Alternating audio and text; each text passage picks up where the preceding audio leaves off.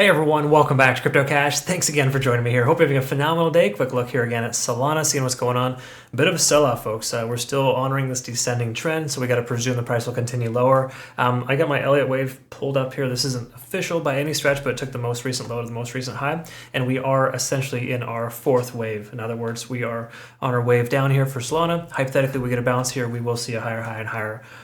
Just something that was going to break this most recent high at 126. Okay, so again, good news in the big picture. We're due for a continuation of the upside at one point once we bottom out. Is this the bottom? We don't know. Okay, simple way to understand it.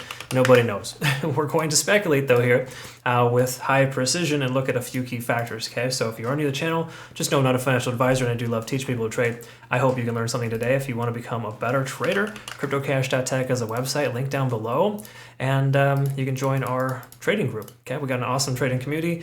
We took some nice healthy profits. Just to quickly touch on this here, Matic short 53%, ETH short 63%, and of course Bitcoin 51% and ICP 47%. That was within the last 24 hours roughly. So congrats on that, good stuff there. Let's go ahead and take a quick look here at the backend data. So it does look like we need to change the color here just really quick. I prefer this color scheme just to make it a little easier on us. And the way to understand it here is this is the last 7 days of trading. There's not a lot of longs getting into the market right now, which I'm happy to see because people kept getting wrecked and demolished as the price continued lower. It doesn't make a ton of sense to buy the dip just to buy the dip. Different story with a spot versus a leverage position. If you're a spot bag, I added to my spot bag at $80, right? Again, there's different strategies, of course, but when it just comes to a traditional long position, be very careful just jumping right in here. We can see price as low as $79, sweeping that lower level. We can see if there's any more recent data here in the last 12 hours. We do got some late longs here at about 78, 79, or liquidation at that level. They're probably pretty safe because there's a healthy amount of liquidation here at about 84. We'll see here soon, of course, if that can hold. Generally speaking, I wouldn't trust either direction right now, to be completely honest with you. We take a look here at the big picture. This is the last month's worth of trading. Obviously, there's tons and tons of shorts above us here. So the truth here is that it's not ideal conditions to trade. That's just the easy way to understand it. But what do we want to look at a few things to kind of understand generally where we're at here. So on the daily time frame, we got to look at this here. We talked about this yesterday being an important factor, closing below the 50-day SMA and below that $90 mark. That's the new resistance, safe to say. We also have another resistance here, a most recent support where the price action wicked down multiple times, 85. So again, $85 is the strong likelihood of a resistance level for us. We're just going to go ahead and draw this out a little bit further.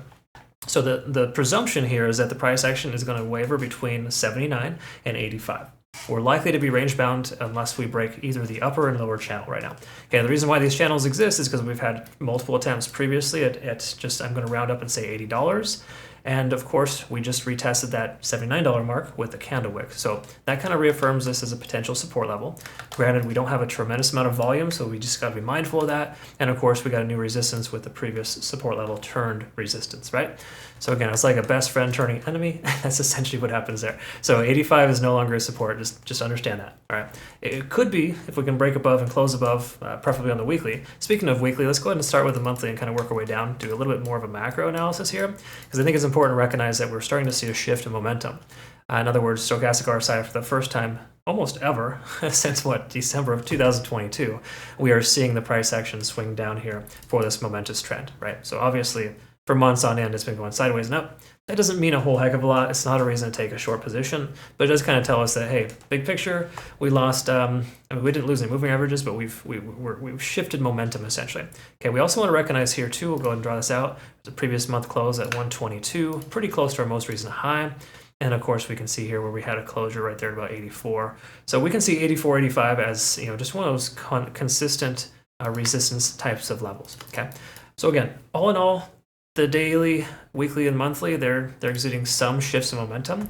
The monthly, more specifically with the stochastic RSI divergence, we can see the same thing here as well. On the weekly, shifting momentum down, we lost 70 in the RSI, moving towards 50. So we're actually technically still in a bullish situation. Just because stochastic RSI is coming down doesn't mean this uptrend is discontinued, but it's safe to presume that we lost some key level supports and the price could continue to drop. Okay.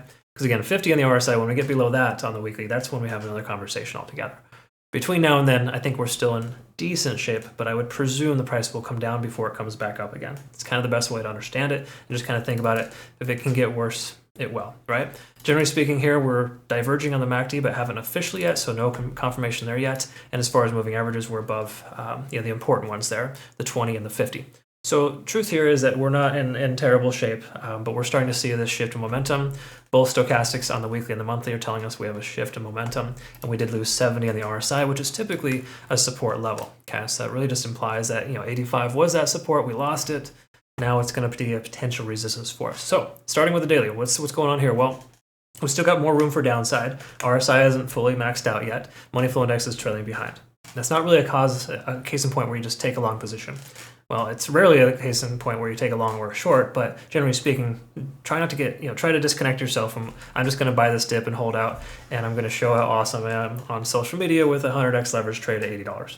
Don't do that, folks. It doesn't do anyone any good. You're going to wreck your portfolio, and it's not really worthwhile. Me personally, I've been sitting on the sidelines waiting for a good opportunity. While we missed a few shorts yesterday, totally happens, it's not the end of the world. We're going to find new ones, and we're going to get trades with confirmation instead of just trying to catch a falling knife or to short into a momentous downtrend, which, again, should have held at 40,000. It didn't. Now we're seeing if 39 is going to hold for Bitcoin because that is that lower that lower level for the CME gap. And if that doesn't hold, that could be a new resistance. We got a little bit of room to grow here, folks. We got to just pause, pump the brakes a little bit, and not get too crazy with trading right now. Honestly, that's really the best strategy. Smart traders are hanging tight on the sidelines or have already gotten their trades in. We got 4 shorts still in profit. I'm cool with that, honestly. What more do you want?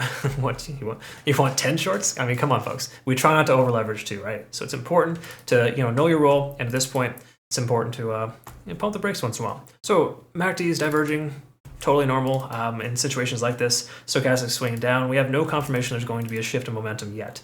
Daily is going to be a very slow indicator to let us know, slowly, essentially, if we're going to be in a confirmational sign or not.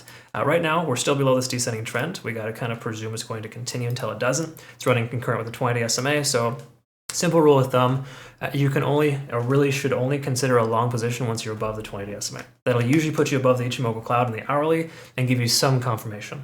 Again, it's not going to give us all confirmation because the larger time frames are truly bearish at this point. At least the daily time definitely is. Weekly and monthly still to be announced, still TBA. 4-hour time frame. We're treading water right here at 30 on the RSI. Money flow index is low, under 30. Generally speaking, this is usually a good place to consider buying. Right there is when you have low MFI, low RSI. So again, hindsight's 20/20, but the price did recover a small margin since then, but it's still pulling back, right? Exactly why you don't just buy the dip to buy the dip. Again, I added to my spot bag, different story altogether. It's not a leveraged position. Okay. All that being said, we're still diverging in the MACD, losing a little bit of momentum till we can see this start shifting upwards or stochastic swinging harder upside. We're not in a position to take a long. While stochastic is swinging upwards, there's too many other contributing factors to the downside to warrant a long position. Please do not take a long. Again, you might get lucky, and that's pretty much what it would be if you take a long and the price goes up right now. But the truth is, we're below tons of moving averages. There's really no reason to consider a long position. Furthermore, hourly time frame. Take a look here, TD sequential. Bitcoin was tearing down pretty hard earlier. Well, we had a 7 here, typically a 9 on Bitcoin. There's an 8, another 9, and we hit another 8. So I mean, how much lower can this go? Like literally, this is a limbo of one of those crazy low points, right? It shouldn't go any lower, but it probably will. Okay, we can see here right now, pretty obvious, this 83.50 mark working as a new resistance. We have no consideration for taking a long position until we can get back up over that level. So again, hypothetically, we establish a higher low and then a higher high, and the price pivots. That's when we may want to consider a long. And let's go ahead and confirm that with the Ichimoku cloud and kind of see. Once again, clouds are very good about running concurrent with a lot of trend lines. Hypothetically, the price continues to establish higher highs and higher lows. We do not want to take entry until much later, okay? So we're talking like an entry around $87 would be a good confirmational sign that we've shifted momentum and essentially taken hold of this lower level. A lot of this pending Bitcoin doesn't continue to dump, right? Because again, profitable coins like Solana and a handful of others, AVAX, Matic, a lot of coins that are really profitable, they're the ones that are getting hit pretty hard because they are there's a lot of meat left on the bone. Okay, so please understand that this has nothing to do with the coin and how great it is. And if you love this coin to death, that's great. Nothing wrong with that. Just make sure you're not blinding yourself with emotion, because traders do not trade with emotion. So generally speaking here, that's where we're at. We need a starting point of a closure above $84 as a round number. And then furthermore, a closure above 85 would ideally be the catalyst there. Again, something that looks like this. That's roughly what we're looking for. Entries somewhere in this range here. Okay, so again, if you're new to the channel, I do post this on my Twitter, Telegram, Discord. I'll go ahead and post this here shortly. Make sure you check out our phenomenal exchange, Bitunix, link down below for them. No KYC, no VPN. Just hands down the best exchange we've ever used. I like promoting them because there's no KYC or VPN requirements. We have a lot of US and Canadian traders under our team. Okay. Do you want to jump on over to our Twitter, Telegram, and Discord, or just get to know the community? We got some really cool traders. Super happy to be able to work with you guys. You are phenomenal. Thank you so much for your support. David, Michael, you've been awesome. Deeply appreciate you. And same thing with Dingo, Crypto Legacy. There's a handful of people that are standing out here. So I deeply appreciate, again, all your support and just a wonderful opportunity to be able to interact with amazing traders day in, day out. I hope you have a great rest of the day. We'll see you all in the next one. Have a good one. Take care.